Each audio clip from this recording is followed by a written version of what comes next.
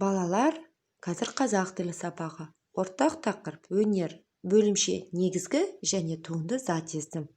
Сабақтың мақсаты мәтін мазмұны бойынша пікір білдіруге бағытталған сұрақтар құрастыру және жауап беру. Сөйлемнен зат есім негізгі және туынды зат есімдігін анықтау. Балалар, біз білеміз, біз зат есімнің негізгі және туынды болатынын білеміз. Балалар, бұл тақырып бізге 4 күнге берілген екен, сондықтан мұқият ережелерін жаттап, жазып алуға ереже дәптерге тырысамыз. Негізгі зат есімдер түбір сөздерден болатын зат есімдерді негізгі зат есім дейміз. Мысалы, көз, доп, кітап. Түбір сөзге жұрнақ жалғану арқылы жасалған зат есімді туынды зат есім дейміз. Мысалы, шебер, хана, өнер, пас. Тамаша балалар, ендеше дәптерімізді ашып 21 қаңтар деп күн атауын жазып алайық. Каллиграфиялық сәтке ғ әрпінің бас әрпін және кіші әрпін барлық талаптарға сай етіп жазып шығамыз. Жазып бітсек, оқу тапсырмасына назар аударайық.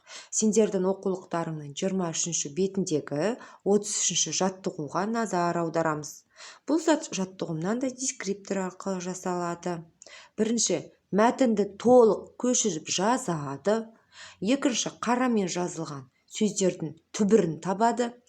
Үшінші, оларға түрлі жұрнақтар қосу арқылы туынды зат есімдерді жасайды. Көркем, сауатты жазады. Балалар, яғни бірінші мәтінді әдемілеп, көркем етіп көшіріп аламыз. Көшіргеннен кейін түбір сөзді табамыз.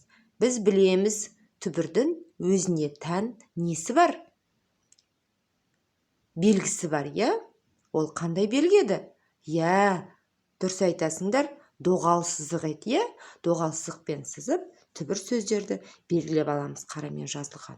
Енді осы түбір сөзге түрлі жұрнақтар қосу арқылы туынды зат есімдер жасаймыз. Жақсы балалар, ендеше сабағымыздың соңында сабағымызға кері байланыс береміз. Леп белгісін жазып жібергендерін, түсіндім дегендерін, сұрақ белгісін жазып жібергендерін, әлде де сұрақтарым бар дегендерін. Балалар, келесі сабаққа дайындала қойыңдар.